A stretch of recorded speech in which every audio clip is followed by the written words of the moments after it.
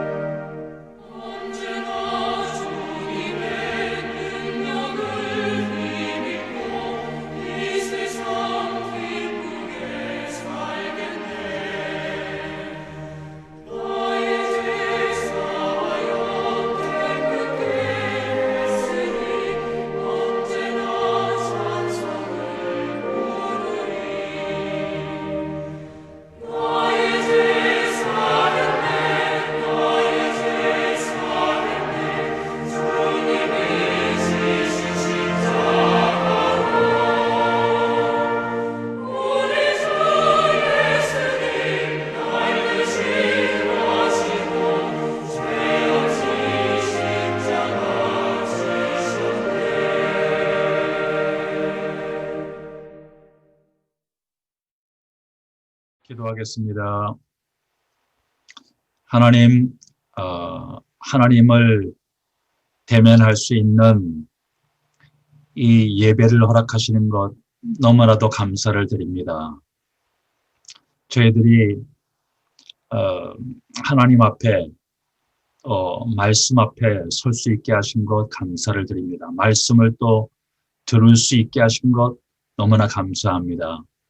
성령 하나님께서 저희들에게 성령 충만으로 강하게 역사하여 주시옵시사 하나님께서 의도하신 대로 전하고 의도하신 대로 들을 수 있도록 은혜를 허락하여 주시옵소서. 예수님의 이름으로 기도합니다. 아멘. 오늘 하나님께서 주시는 말씀은 시편 8편입니다. 시편 8편 1절부터 제가 봉독해 드리겠습니다.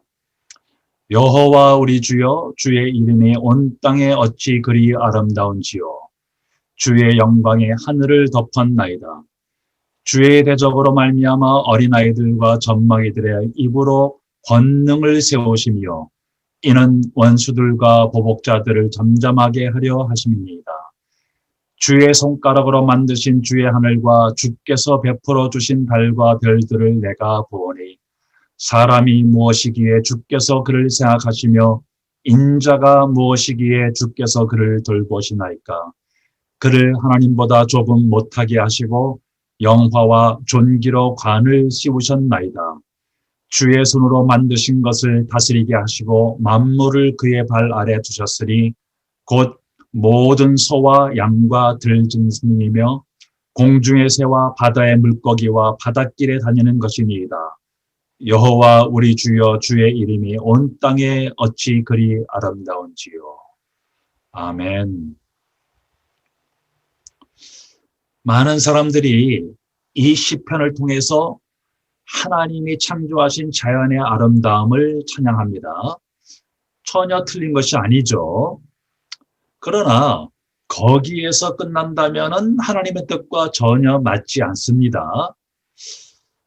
왜요? 예수 안 믿는 사람들도 자연의 아름다움을 찬양하고 유대인들도 이 시편을 통해서 하나님의 창조의 세계를 찬양을 하죠.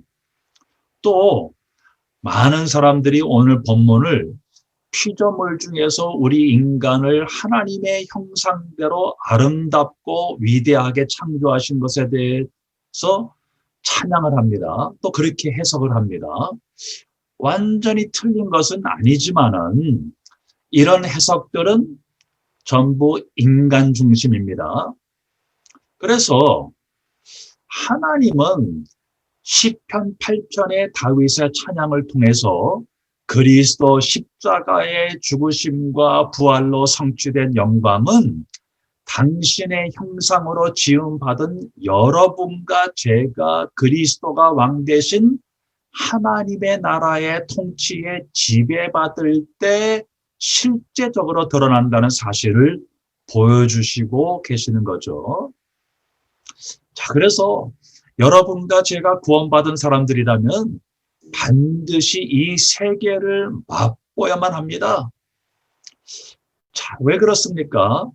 제일 먼저 성도는 하나님의 영광과 반대되는 저주의 상태에서 구원받은 사람들이기 때문에 그렇죠. 자, 그래서 1절을 보겠습니다. 여호와 우리 주여, 주의 이름이 온 땅에 어찌 그리 아름다운지요. 주의 영광이 하늘을 덮었나이다. 하나님이 온 땅을 아름답게 창조하신 목적이 무엇입니까? 그 해답이 성경 여러 군데에 설명이 되어 있지만은 특별히 요한계시록 4장 11절은 이렇게 증거하고 있습니다. 11절에 우리 주 하나님이여 영광과 존귀와 권능을 받으시는 것이 합당하오니 주께서 만물을 지으신지라. 만물이 주의 뜻대로 있었고 또 지으심을 받았나이다 하더라.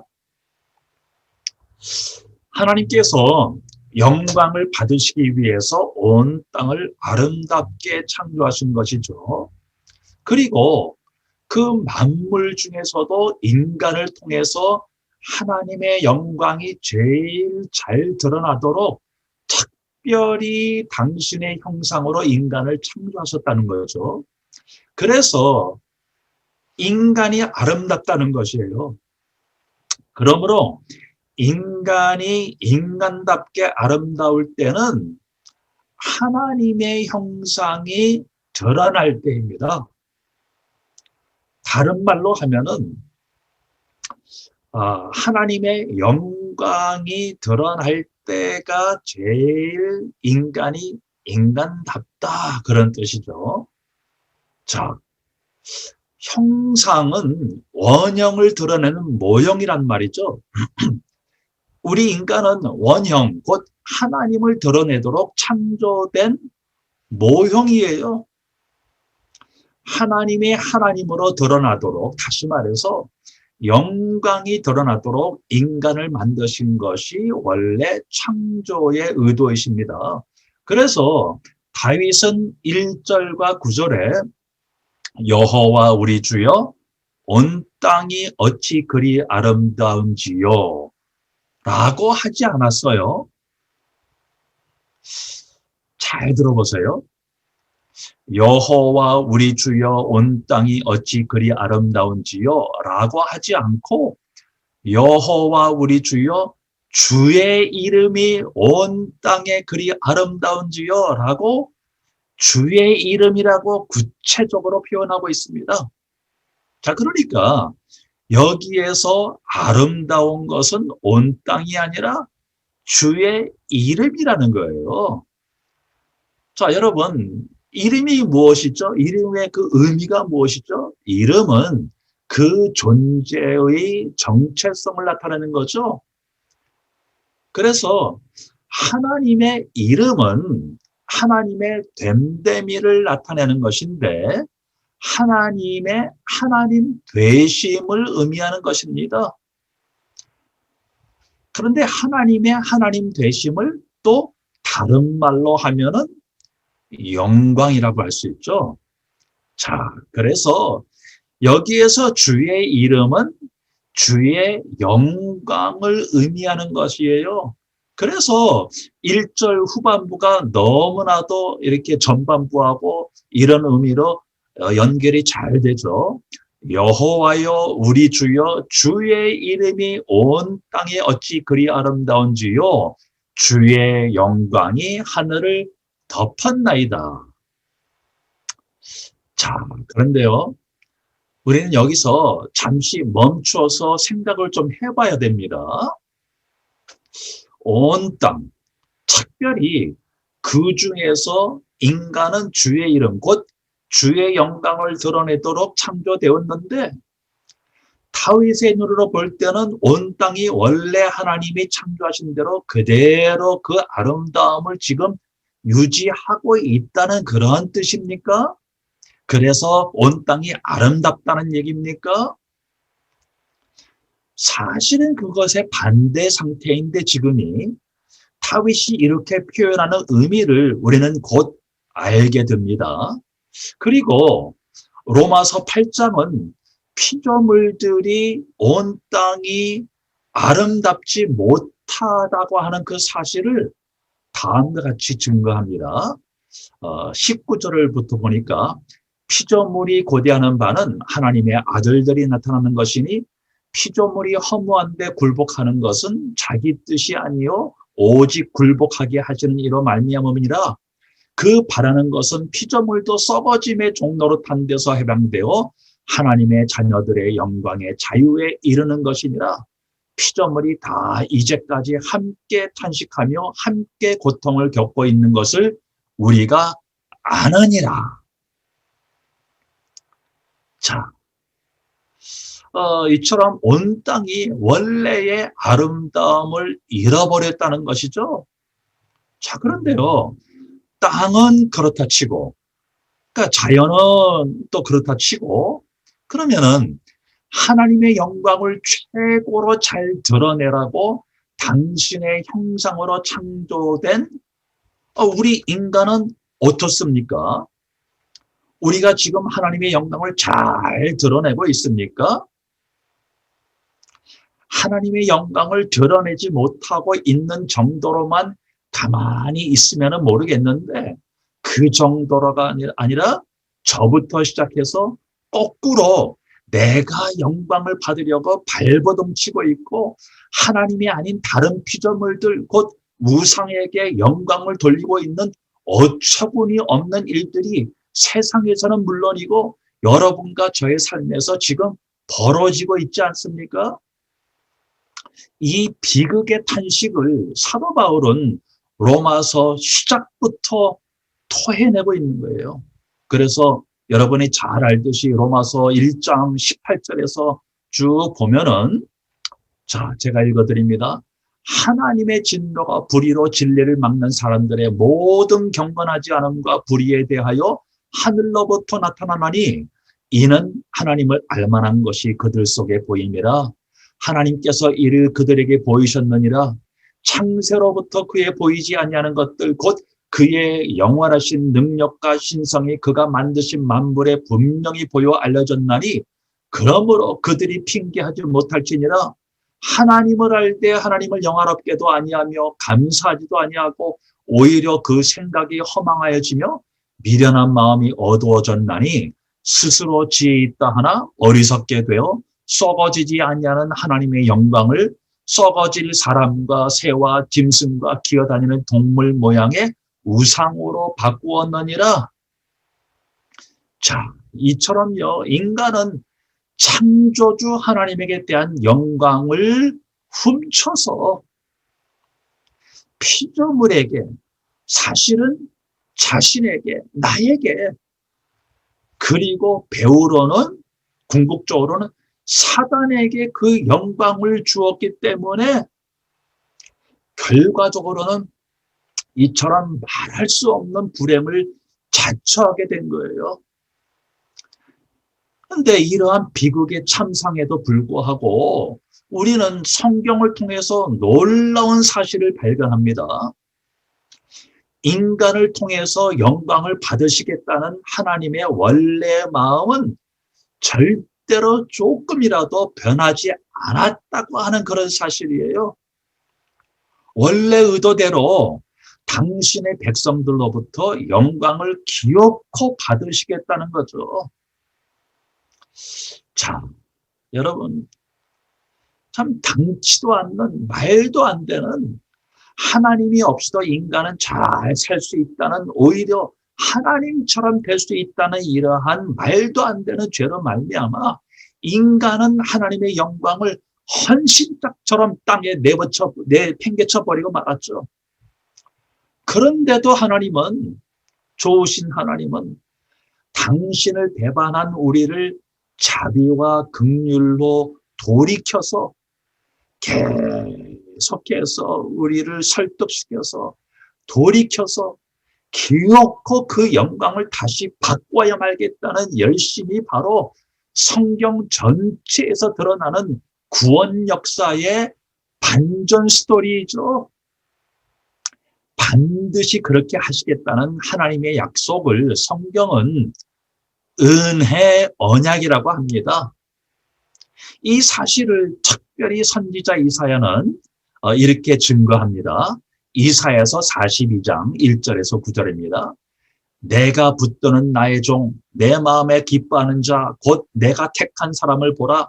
내가 나의 영을 그에게 주었은즉 그가 이방의 정의를 베풀리라. 그는 외치지 아니하며 목소리를 높이지 아니하며 그 소리를 거리에 들리게 하지 아니하며 상한 갈대를 꺾지 아니하며 꺼져가는 등불을 끄지 아니하고 진실로 정의를 시행할 것이며 그는 쇠하지 아니하며 낙담하지 아니하고 세상의 정의를 세우기에 이르리니 섬들이 그 교훈을 앙망하리라. 하늘을 창조하여 펴시고 땅과 그 소산을 내시며 땅 위의 백성에게 호흡을 주시며 땅에 행하는 자에게 영을 주신 하나님 여호와께서 이같이 말씀하시되 나 여호와가 의로 너를 불렀은즉 내가 네 손을 잡아 너를 보호하며 너를 세워 백성의 언약과 이방의 빛이 되게 하리니 네가 눈먼 자들의 눈을 밝히며 갇힌 자를 감옥에서 이끌어내며 흑암에 앉은 자를 감방에서 나오게 하리라. 나는 여호와이니 이는 내 이름이라. 나는 내 영광을 다른 자에게 내 찬송을 우상에게 주지 아니하리라. 보라, 전에 예언한 일이 이미 이루어졌느니라. 이제 내가 새 일을 알리로나. 그 일이 시작되기 전에라도 너희에게 이르노라. 얼마나 놀랍습니까? 이 언약 때문에 여러분과 제가 하나님의 영광을 빼앗아 우상과 사단에게 갖다 바친 저주에서 해방받은 것이죠. 자, 그런데 하나님은 이 구원의 언약을 구체적으로 어떻게 이행하시는 것입니까? 어떻게 이행하셨습니까? 자, 그래서 두 번째로요. 하나님 없이도 잘 살 수 있다는 교만의 죄의 결과인 사망과 그 배후인 사단의 권세를 하나님은 당신의 아들 예수 그리스도를 비천하게 낮아지는 십자가의 죽음에 내어주시고 3일 만에 그 사망의 권세를 깨뜨리시고 부활로 그리스도의 존귀하심을 하늘 높이 높이심으로 당신의 영광을 드러내십니다. 이것이 하나님의 언약 성취의 핵심이죠. 자, 그래서 1절 마지막에 주의 영광이 하늘을 덮었나이다 라고 되어 있는데 원어의 의미로는 하늘을 덮었나이다가 아니라 하늘 위에 두셨나이다 라고 되어 있어요. 다시 말해서 여호와 하나님이 그 이름 곧 영광을 모든 만물 위에 높이셨다는 뜻이에요. 자, 그러니까 그 이름의 주인공이 점점 더 선명해지죠. 자, 그 영광을 누가 그 이름이 도대체 누구입니까? 그 영광의 이름의 비밀이 에베소서와 빌립보서에 잘 나와 있습니다. 자, 그래서 먼저는 에베소서 1장 20절에서 23절입니다. 그의 능력이 그리스도 안에서 역사하사 죽은 자들 가운데서 다시 살리시고 하늘에서 자기의 오른편에 앉히사 모든 통치와 권세와 능력과 주권과 이 세상뿐 아니라 오는 세상에 일컫는 모든 이름 위에 뛰어나게 하시고 또 만물을 그 발 아래에 복종하게 하시고 그를 만물 위에 교회의 머리로 삼으셨느니라. 교회는 그의 몸이니 만물 안에서 만물을 충만하게 하시는 이의 충만함이니라. 자, 그리고 에베소서 또 4장 8절입니다. 8절에서 10절입니다. 그러므로 이르기를 그가 위로 올라가실 때에 사로잡혔던 자들을 사로잡으시고 사람들에게 선물을 주셨다 하였도다. 올라가셨다 하였은즉 땅 아래 낮은 곳으로 내리셨던 것이 아니면은 무엇이냐? 내리셨던 그가 곧 모든 하늘 위에 오르신 자니 이는 만물을 충만하게 하려 하심이라. 자, 빌립보서 2장에는 또 어떻게 되어 있습니까? 6절에서 11절. 그는 근본 하나님의 본체시나 하나님과 동등됨을 취할 것으로 여기지 아니하시고 오히려 자기를 비워 종의 형체를 가지사 사람들과 같이 되셨고 사람의 모양으로 나타나사 자기를 낮추시고 죽기까지 복종하셨으니 곧 십자가에 죽으십니다. 이러므로 하나님이 그를 지극히 높여 모든 이름 위에 뛰어난 이름을 주사 하늘에 있는 자들과 땅에 있는 자들과 땅 아래에 있는 자들로 모든 무릎을 예수의 이름에 꿇게 하시고 모든 입으로 예수 그리스도를 주라 시인하여 하나님 아버지께 영광을 돌리게 하셨느니라. 아멘. 자, 이 사실을 다윗은 본문 2절에서 5절로 또 확증하고 있는 것이에요. 얼마나 놀랍습니까? 자, 그래서 우선 2절을 봅니다. 주의 대적으로 말미암아 어린아이들과 젖먹이들의 입으로 권능을 세우시며 이는 원수들과 보복자들을 잠잠하게 하려 하심이니이다. 여기에서 주의 대적, 원수들, 또 보복자들은 당연히 사단 마귀를 의미하는 거죠. 자, 그런데 이 사단의 권세는 죄의 삭신, 사망이죠. 로마서 6장 23절. 자, 그런데 예수님은 십자가의 죽으심으로 그 죄의 그 사망을 대신 지불하셨고 부활로서 그 사망의 권세를 무력하게 하신 거예요. 자, 예수님께서 오늘 본문 10편 8편을 직접 인용하시면서 당신의 죽음과 부활을 통한 영광에 대해서 놀라운 사실을 미리 예언하신 내용이 있습니다. 바로 마태복음 21장이에요. 마태복음 21장 14절에서 16절에 이렇게 되어 있어요. 얼마나 놀랍습니까? 잘 들어보세요. 맹인과 저는 자들이 성전에서 예수께 나오매 고쳐주시니 대제사장들과 서기관들이 예수께서 하시는 이상한 일과 또 성전에서 소리질러 호산나 다윗의 자손이여 하는 어린이들을 보고 노하여 예수께 말하되 그들이 하는 말을 듣느냐? 자, 그러니까 예수께서 이르시되 16절에요. 예수께서 이르시되 그렇다.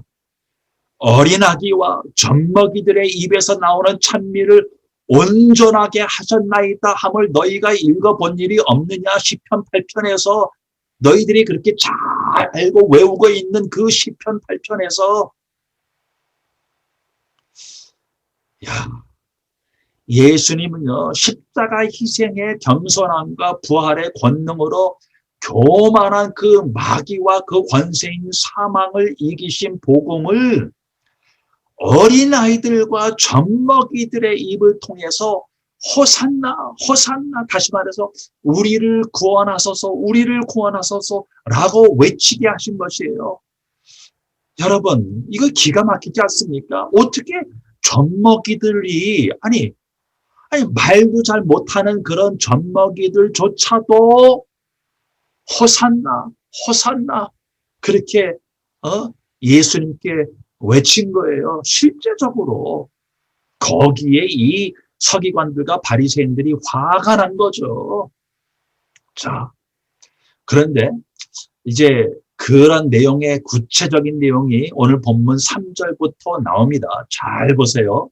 3절에서 주의 손가락으로 만드신 주의 하늘과 주께서 베풀어 두신 달과 별들을 내가 보니 자, 여기에서 보원이라고 하는 단어는 그 말은 그 다음에 결론이 나온다는 그런 의미죠.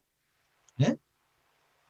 주의 손가락으로 만드신 주의 하늘과 주께서 베풀어 주신 그 달과 별들을 보니까 내가 이것을 알겠습니다. 그 결론이 무엇입니까? 4절에 나오는 거예요. 그런데 아니 하늘의 달과 별을 보니까 이 4절과 5절을 알겠다는 거예요. 다윗이 얘기하기를 어떻게 얘기합니까? 사람이 무엇이기에 주께서 그를 생각하시며 인자가 무엇이기에 주께서 그를 돌보시나이까? 그를 하나님보다 조금 못하게 하시고 영화와 존귀로 관을 씌우셨나이다. 자, 다시 말해서 하나님이 창조하신 우주 만물은 그리스도께서 받으실 영광을 드러내고 있다는 그런 뜻이에요. 자, 왜 그렇습니까? 여기 4절에 사람과 인자에 대한 해석들이 몇 가지 부류로 갈라집니다. 몇 가지 해석으로. 자, 그런데 그 해석을 얘기하기 전에 먼저 우리가 알아야 할 사실이 있어요. 그건 뭐냐면은 이 두 단어의 원어의 의미인데 제일 먼저 그 사람이라고 하는 그 에노시라고 하는 그 히브리 단어의 뜻은 원뜻은 비극이래요. 비극. 그 다음에 그러니까 이제 그 사람이라고 하는 그 단어가 이제 여러 가지가 있죠. 히브리어로. 근데 그 특별히 거기에서 에노시라고 사용한 그 단어의 뜻이 비극이라는 거예요. 그 다음에 인자는 벤 아담. 대충 여러분이 이제 감이 가시죠? 아담의 아들이다. 그런 뜻이래요. 그런 뜻이에요. 자, 그래서 이러한 단어들에 대한 몇 가지 해석 중에서 첫 번째 해석이 이 두 단어, 사람과 인자를 다 같이 모두 다 하나님의 백성으로서의 사람이라고 해석하는 부류가 있습니다.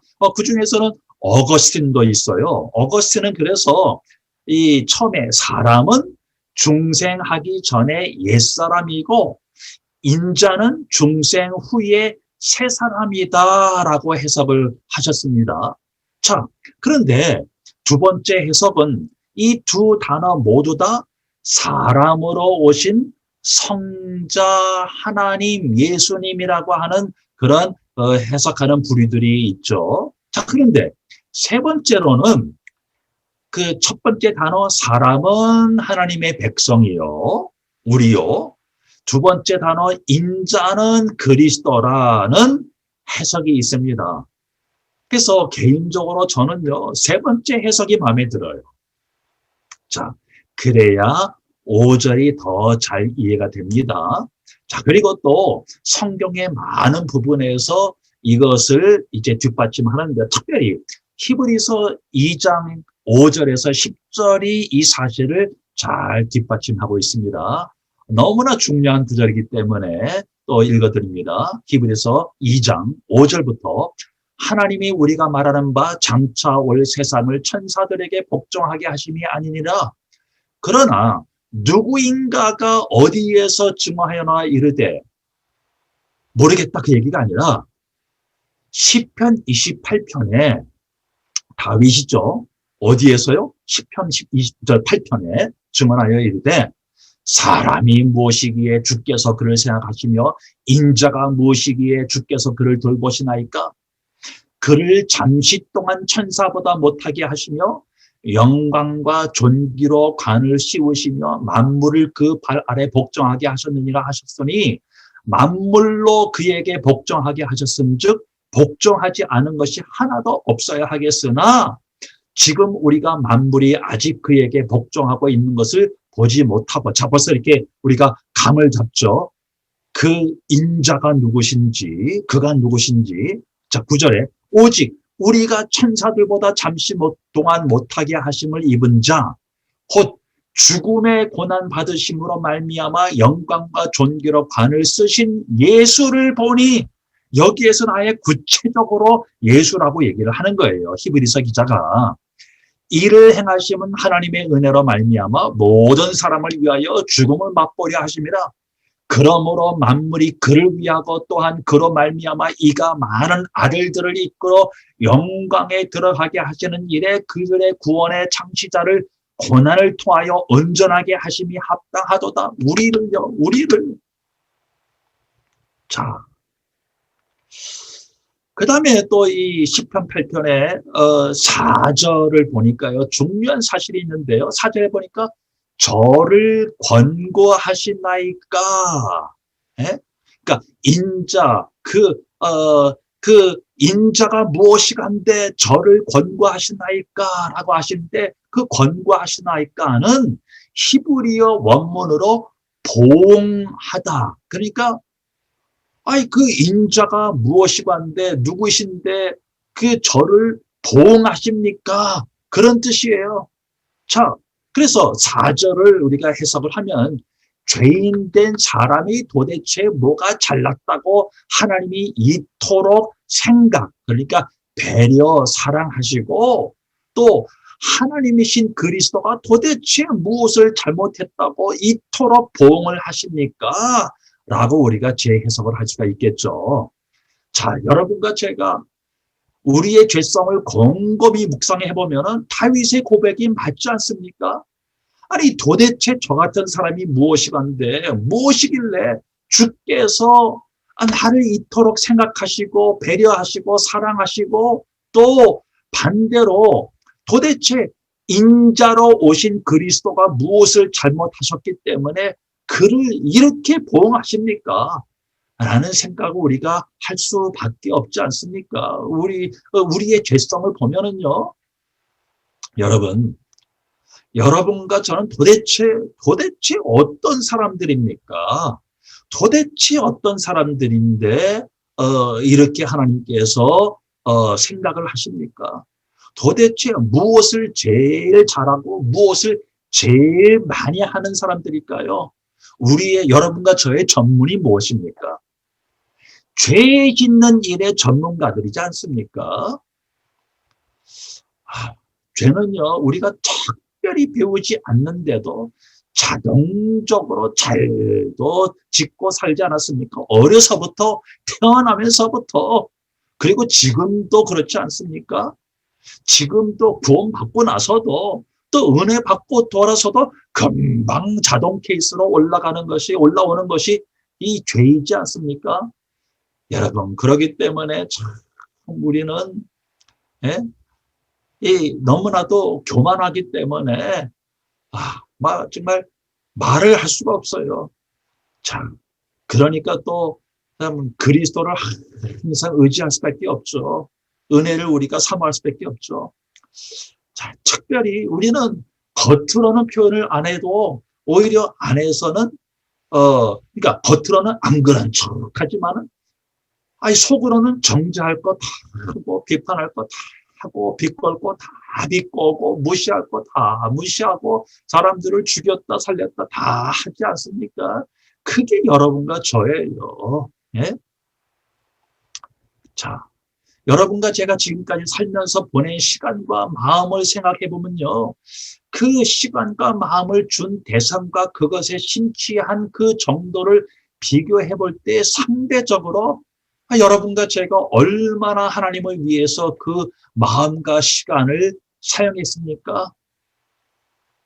비교해 보면요. 대부분의 시간과 마음을 나를 위해서, 세상을 위해서, 또 자세하게는 죄를 위해서 쓴 게 아닙니까? 내 영광을 위해서. 자, 근데 반대로 여러분과 제가 하나님의 영광을 위해서 얼마나 마음을 들였고 시간을 들였고 얼마나 고민을 했고 얼마나 갈등했습니까? 자, 그래서 3절에서부터 5절까지 다음과 같이 이제 풀어서 제 해석을 해볼 수가 있겠습니다. 이러한 극악무도한 죄로 저주받고 죽어 마땅한 사람이 뭐가 그렇게 귀하길래 하나님은 당신의 아들 예수님을 죄의 보응으로 그 참혹한 십자가에 매달려 죽게까지 하십니까? 자, 그런데 그것으로 끝난 게 아니죠. 얼마나 또 감사합니까? 하나님이신 그리스도를 하나님보다 잠시 동안 못하게 하셨지만은 십자가의 죽으심으로 고난을 받게 하셨지만은 부활로 영광과 존귀의 관을 씌우시는 거예요. 아니, 이 놀라운 구원을 목적으로 하나님이 손가락으로 지으신 해와 달과 별들조차도 그리스도께서 받으실 영광을 찬양한다는 거죠. 자, 그런데요, 여러분, 더 놀라운 사실이 있어요. 이것만 해도 굉장한데요. 이것만 해도 다인데요. 자, 그런데 들어보세요. 십자가에서 그리스도가 드러내신 하나님의 영광이 하나님의 원래 의도대로 여러분과 저를 통해서 드러나도록 지금 역사하신다는 사실입니다. 그러니까 그리스도의 십자가 죽음과 부활로 하나님의 영광이 드러난 사건이 하나님의 일의 끝이 아니라는 거죠. 하나님의 남은 일이 있어서 하나님은 지금 그 일을 하고 계신 거예요. 그러니까 그리스도의 십자가의 죽으심과 부활은 사실은 이루어졌어요. 2000년 전에. 그런데 그것으로 끝내지 않고 하나님은 지금도 무언가를 하고 계세요. 그 남은 일을 하고 계세요. 하나님의 영광에 궁극적으로 남은 일이 있다는 거예요. 영광을 받으시겠다는 거예요. 그리스도를 통해서 받으셨는데 또 남은 영광이 있다는 거예요. 받으실 영광이 있다는 게 그게 도대체 뭡니까?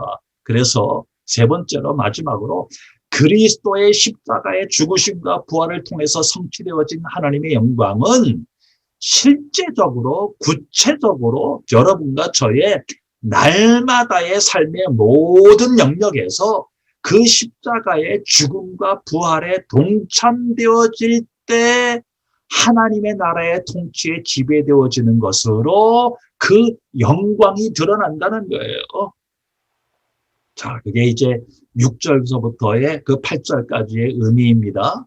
6절을 보니까 주의 손으로 만드신 것을 다스리게 하시고 만물을 그 발 아래 두셨으니 곧 모든 소와 양과 들짐승이며 공중의 새와 바다의 물고기와 바닷길에 다니는 것이니라. 예? 이렇게 이런 짐승들을 다스리기 위해서 죽으셨습니까? 그게 아닙니다. 잘 들어보세요.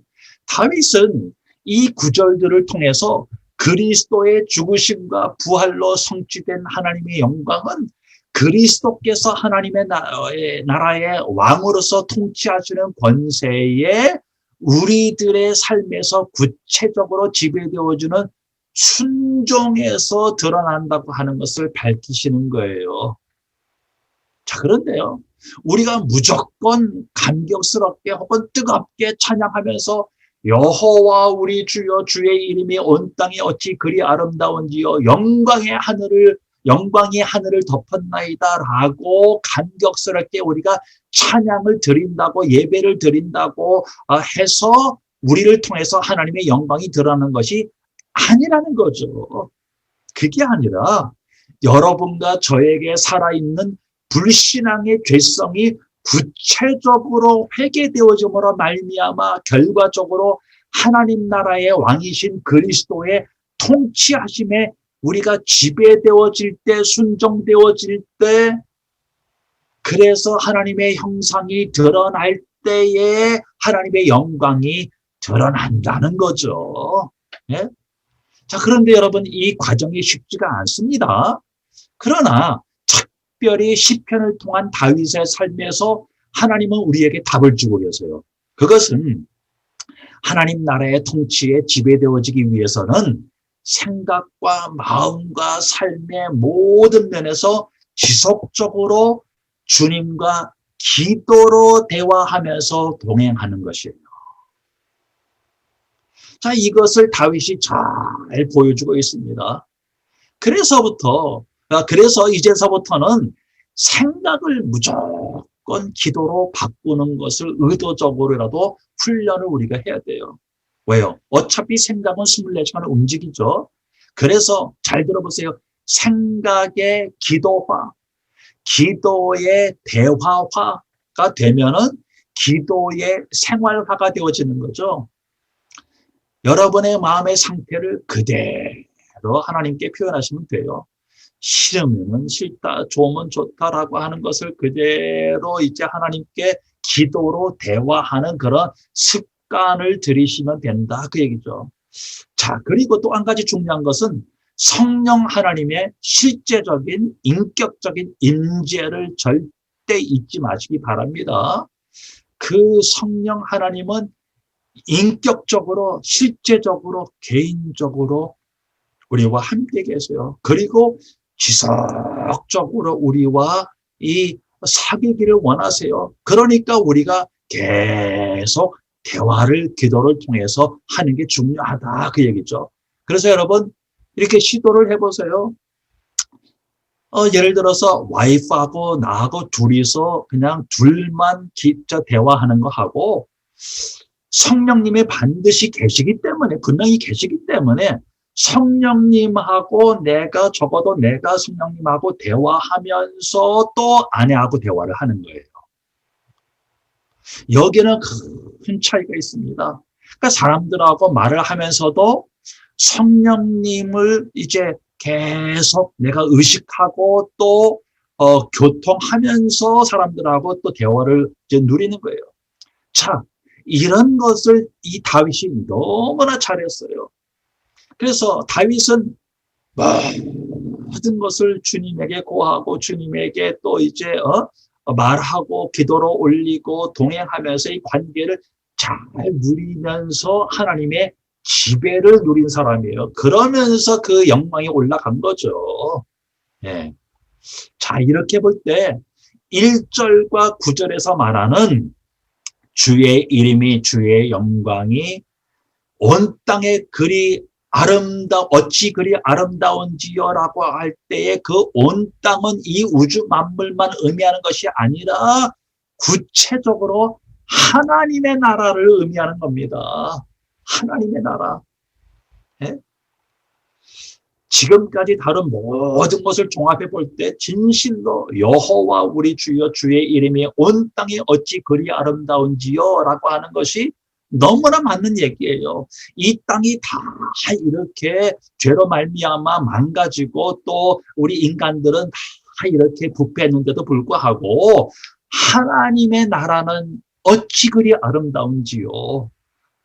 그 영광을 누리는 이 삶은 어찌 그리 아름다운지요 라고 하는 표현이죠.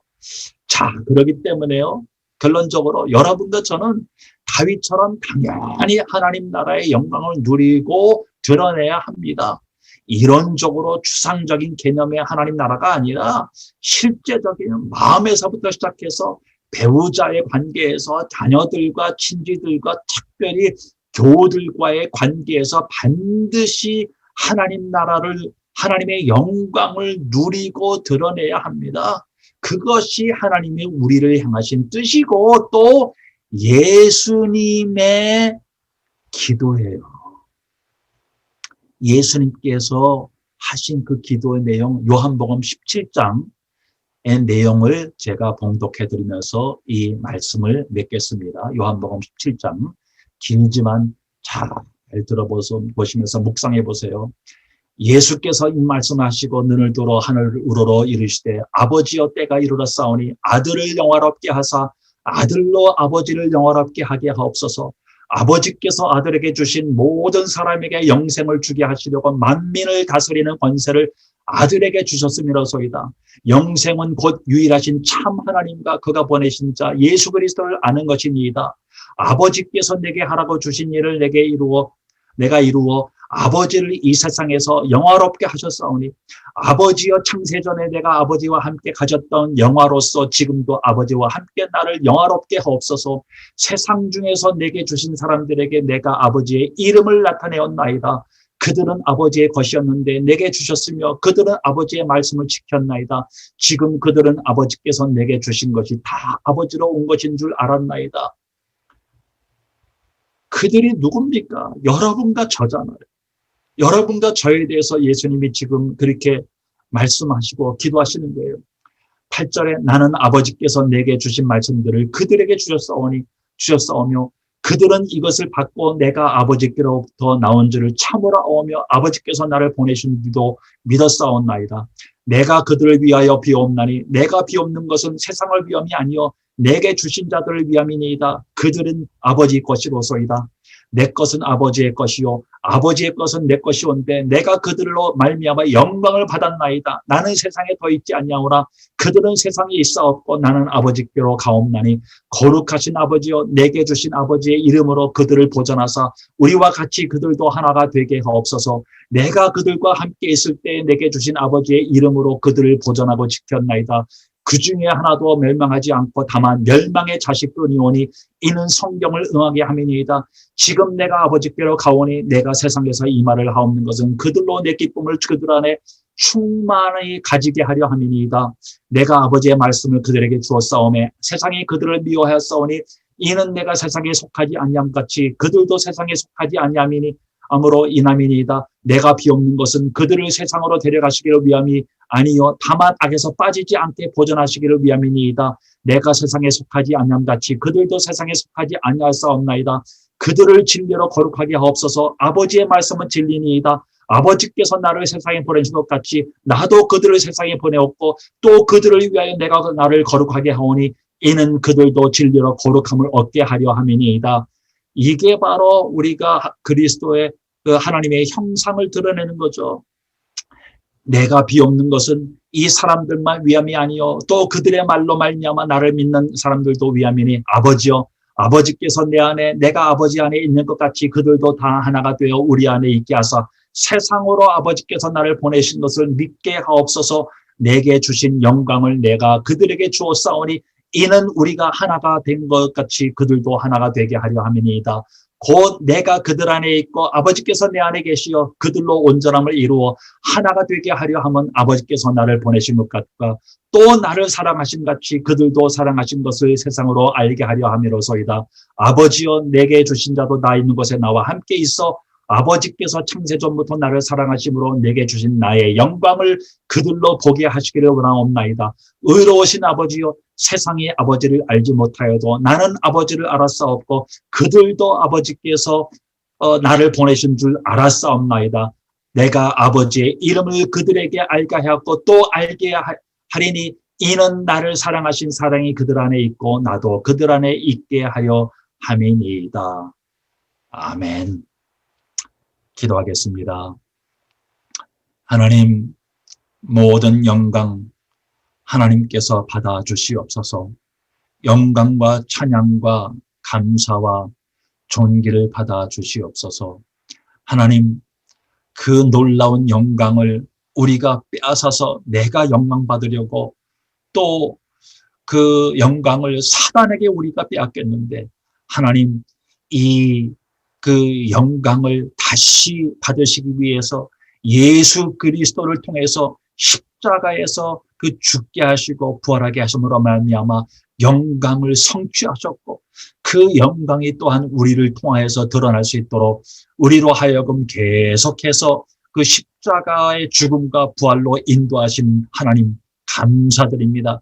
그 하나님 나라의 영광이 우리의 그 영광으로 주님 체험되게 도와주시옵시고 하나님의 영광으로 돌려드리게 하여 주시옵소서. 예수 그리스도의 이름으로 기도합니다. 아멘.